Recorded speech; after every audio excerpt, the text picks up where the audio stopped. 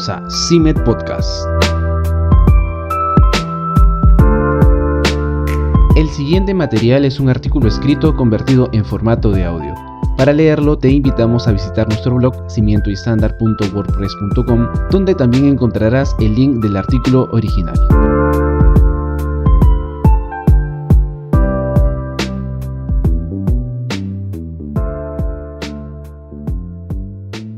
Todo en la Biblia es acerca de Jesús, por Cody Float.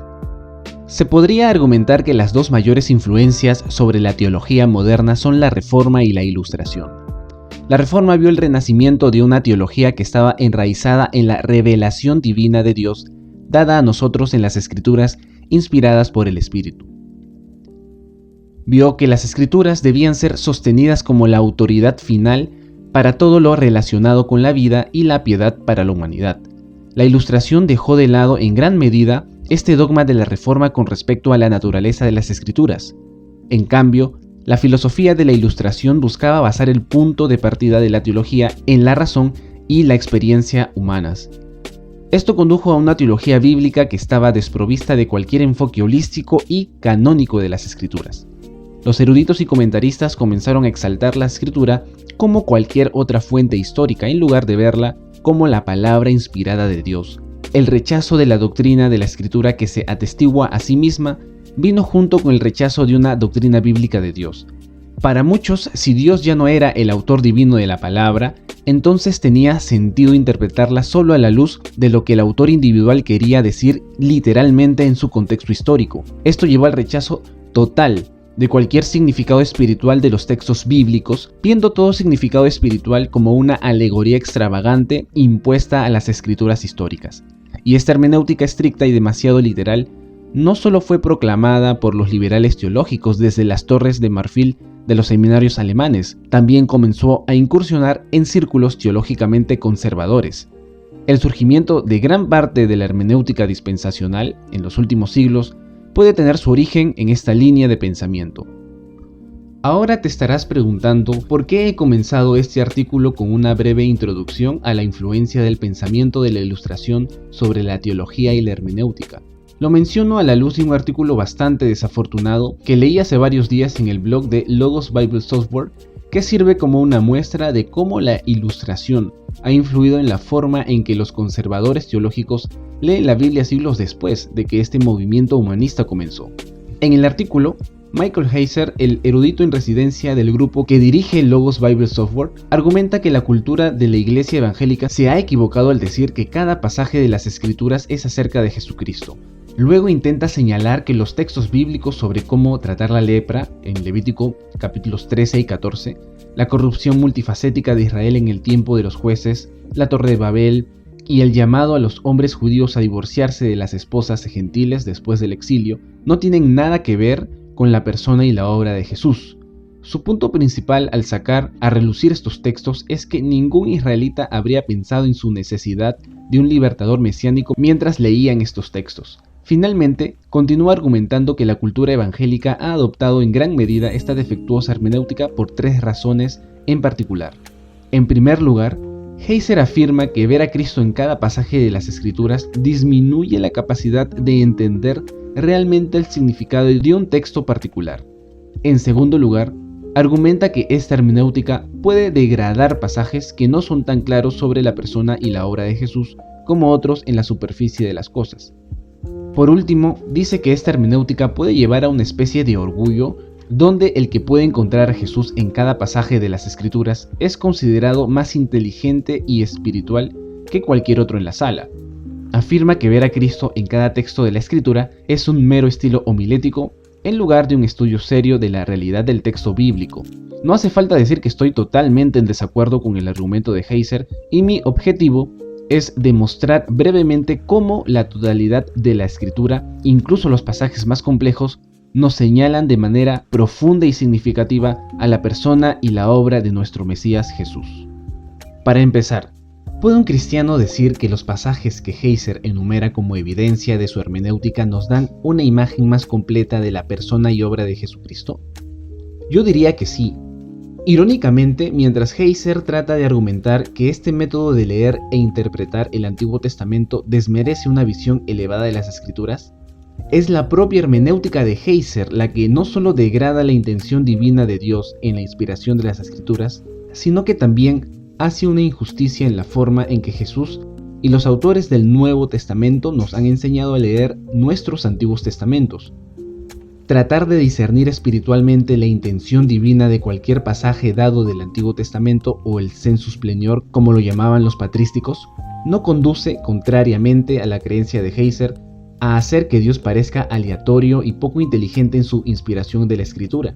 Más bien, abre los ojos del cristiano a la obra milagrosa de Dios al darnos providencialmente su palabra divina que despliega, de maneras que solo el cristiano lleno del Espíritu puede entender, un mosaico majestuoso que da testimonio de las glorias de sus obras en el mundo en Cristo por el poder del Espíritu.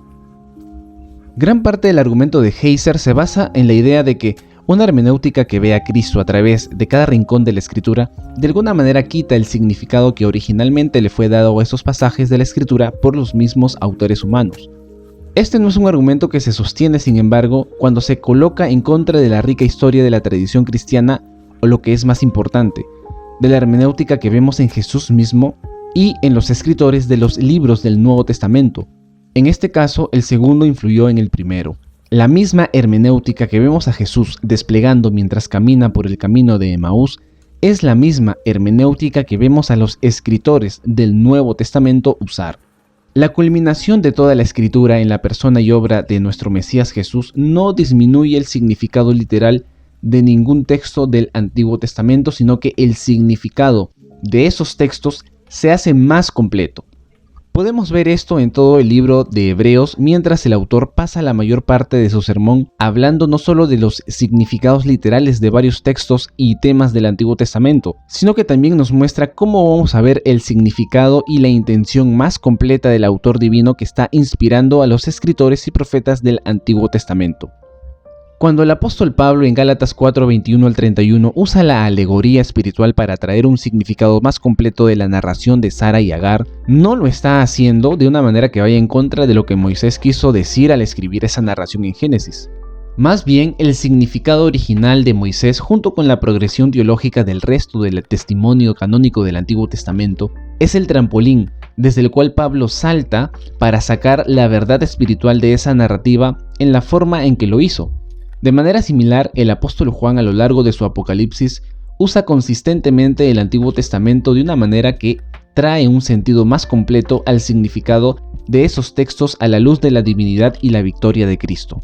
Cristo mismo habla en Apocalipsis 2:27 de cómo el Salmo 2 está hablando verdaderamente de su gobierno y su reinado a la luz de su victoria sobre la muerte, el infierno y los reinos de este mundo. De la misma manera, en Apocalipsis 2:17, Jesús saca a la luz la verdad espiritual de que Él es el maná escondido de su pueblo y su piedra, dándonos un significado más completo a esas imágenes en las narrativas del Éxodo y el desierto.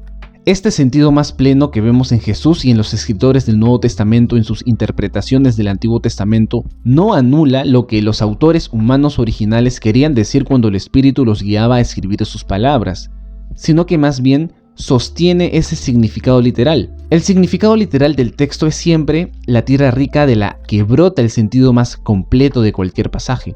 Heiser intenta argumentar que esta forma de leer el Antiguo Testamento conduce a la pereza intelectual, pero yo diría que esta hermenéutica es la que hace que el lector sea totalmente dependiente de la iluminación del Espíritu de Dios. ¿Cómo es esta hermenéutica en la práctica? Tomemos un par de pasajes que Heiser enumera en su artículo y veamos cómo Dios ha intentado providencialmente inspirar esos textos de tal manera que los cristianos, a la luz de la revelación de Cristo, puedan ver la persona y obra de Cristo en esos textos. La Torre de Babel en Génesis 11 es una narración que pone en evidencia la arrogancia y la rebelión de la humanidad caída. La humanidad ha dejado de lado el mandato de Dios de multiplicar y llenar fructíferamente la tierra. En cambio, han tratado de levantar una torre en el cielo construyendo un nombre y un reino para sí mismos. En una gloriosa escena de ironía, Dios baja a ellos para confundir su lenguaje y esparcirlo sobre la faz de la tierra. ¿Cómo refleja esta narración la persona y la obra de Cristo? Bueno, Para empezar, debemos ampliar nuestros horizontes canónicos. Como cristianos no debemos interpretar textos como este o cualquier otro texto de forma aislada, sino más bien teniendo en cuenta la totalidad del canon bíblico. Por lo tanto, debemos empezar desde el principio. La humanidad ha caído en pecado a la luz de la ruptura de Adán del pacto que Dios le dio en el Edén. Después de varios siglos de soportar pacientemente la maldad de la humanidad, Dios escoge juzgar la tierra por el diluvio, aunque permanece fiel a su gloriosa promesa de traer una semilla de Eva, que revertirá la maldición sobre el cosmos al preservar a un hombre justo llamado Noé y a su familia. Es después de la preservación de la familia de Noé que nos encontramos leyendo esta narrativa de Babel. ¿Por qué está sucediendo Babel? Porque los corazones de los hombres no fueron cambiados por el mero derramamiento de agua. Ningún lavado físico puede regenerar el corazón de un pecador. Eso es algo que solo Dios puede hacer por el poder del Espíritu, y es en esta realidad que podemos comenzar a ver las glorias de Cristo en esta narrativa. La confusión de los idiomas es el resultado de la continua pecaminosidad del hombre, pero hay un día que viene cuando Dios usará esos varios idiomas para proclamar las excelencias de aquel que estaba muerto pero que ahora está vivo. En Pentecostés, en Hechos 2, comenzamos a ver la inversión de lo que ocurrió en Babel. Los discípulos de Cristo están llenos del Espíritu de Dios y empiezan a hablar en las lenguas de aquellos que han viajado a Jerusalén para las festividades religiosas. Pedro está en medio de la gran multitud de miles de personas y comienza a predicar, y mientras él predica, las multitudes están escuchando sus palabras en su propia lengua materna. Así Dios trae a miles a su reino del nuevo pacto a través del derramamiento de su Espíritu. En Pentecostés, Dios descendió en el poder del Espíritu y trajo almas a su reino usando esos mismos lenguajes que fueron creados como un juicio para Babel, como un medio para que su pueblo escuchara a la persona y obra de su Hijo Jesús. Mientras Babel nos señala la necesidad de la liberación seminal que fue prometida en Génesis 3, Pentecostés nos señala la culminación de esa promesa en la persona y obra de Jesús, quien está comenzando a revertir los efectos de la maldición del pecado hasta que Él regrese para hacer nuevas todas las cosas. Heiser puede pensar que Babel tiene poco que ver con Jesús, pero Dios providencialmente quiso que las escrituras fueran de tal manera que uno no pueda evitar ver las riquezas de Cristo al ver cómo la predicación de su persona y su obra en Pentecostés, con el poder del Espíritu, comenzó a deshacer lo que se había hecho miles de años antes de la construcción de una torre. En Levítico capítulos 13 al 15 tenemos la entrega de la ley de Dios a Israel con respecto a la lepra y a las descargas corporales. Ahora, en la superficie, el argumento de Heiser podría tener sentido aquí. ¿Cómo podrían las leyes sobre las enfermedades de la piel y el exudado de pus reflejar algo sobre el carácter o la obra de nuestro Señor? Pero de nuevo, si queremos interpretar este texto correctamente como cristianos, debemos alejarnos para ver el cuadro completo a la luz de la revelación del Nuevo Testamento. Estas leyes con respecto a la pureza física del pueblo de Israel teológicamente caen bajo la categoría reformada de la ley civil, lo que significa que estas son leyes que fueron dadas al Israel nacional por un tiempo temporal que han sido cumplidas y abrogadas con la inauguración del nuevo pacto de gracia de Cristo. Sin embargo, ¿qué se pretendía transmitir en un principio con estas leyes civiles en general? Se suponía que debían recordar a Israel que ellos, como nación de Dios, debían vivir vidas santas en la tierra que Dios les estaba dando. Si Dios morara en medio de ellos, no podrían permitir que lo que era inmundo profanara la morada de Dios. Incluso sus cuerpos debían estar físicamente sin mancha en la tierra de Dios. Por tanto, Dios le da a Israel estas leyes civiles particulares en estos capítulos mencionados que tenían el propósito de informarle a Israel de cómo debían limpiarse a sí mismos de estas descargas y enfermedades de una manera que sustentara la santidad de Dios entre ellos. Estas leyes, sin embargo, no solo tenían la intención de proteger al pueblo de Dios de su santidad consumidora, sino que también tenían la intención de hacer a Israel radicalmente distinto de las naciones paganas que lo rodeaban en la tierra. Es cuando nos alejamos de las leyes particulares que vemos su propósito más grande, y es en ese propósito más grande que podemos empezar a ver la intención de Dios al darlas a Israel. Estas leyes hablaban de la santidad de Dios entre ellos, pero también hablaban de la separación entre Israel y las naciones. Pero cuando uno lee su Antiguo Testamento es claro que esta separación solo debía ser temporal y momentánea. Desde Génesis 12 en adelante se nos da la promesa de que Dios traerá bendición soteriológica a las naciones en y a través de la semilla venidera. El Antiguo Testamento continúa esta trayectoria con los profetas hablando consistentemente de la redención que venía a las naciones de la tierra a través de un siervo del Señor que venía. A medida que nos movemos hacia el Nuevo Testamento se nos da la revelación de esta simiente en Jesucristo, quien remediará la separación hostil entre judíos y gentiles. En las cartas de Pablo se nos muestra repetidamente cómo Cristo, la verdadera simiente de Abraham, ha derribado la pared divisoria de la hostilidad por su sangre. De manera similar, el libro de Hechos relata cómo se le da a Pedro una visión notable de cómo lo que antes era impuro se hace limpio en la nueva era del pacto que Cristo ha traído. Como miembros del nuevo pacto, el pueblo de Dios ya no tiene que viajar fuera del campamento para ser purificado de la impureza física. Su Redentor ha salido del campo en su lugar y ha derrotado a la muerte y al infierno mismo. Es en Cristo que estas leyes con respecto a la pureza física encuentran su significado más completo. Estas leyes deben recordarnos no solo nuestra santidad personal ante un Dios infinitamente santo, sino también la obra misma de Cristo en nuestro favor, que ha derribado el muro divisorio de la hostilidad entre los pueblos y nos ha acreditado la pureza que no pudimos alcanzar en nosotros mismos. Como podemos ver, aunque estos textos y narraciones no hablen literalmente en apariencia sobre la persona y obra de Jesús, podemos acercarnos y ver cómo Dios providencialmente los propuso, como lo hizo con todas las Escrituras, para hacer grande a su Hijo. Su sentido más pleno está lleno de significado acerca de Cristo y su obra redentora para su pueblo escogido. No hay nada descuidado o vano en esta hermenéutica, más bien es el método de interpretación de las Escrituras que nos fue dado por el mismo Cristo. Contrariamente al artículo de Heiser, debemos ser capaces de interpretar las Escrituras de la manera en que lo hizo nuestro Rey por el poder de su Espíritu iluminador dentro de nosotros. Cada pizca y cada iota de la Escritura está destinada a dirigir nuestra mirada hacia arriba, hacia nuestro gran Redentor. Que nos demos un festín con Él en todo lo que Dios tiene para nosotros en sus Escrituras. Muchas gracias por escuchar este podcast. No te olvides de buscarnos en nuestras redes y seguirnos. Hasta la próxima.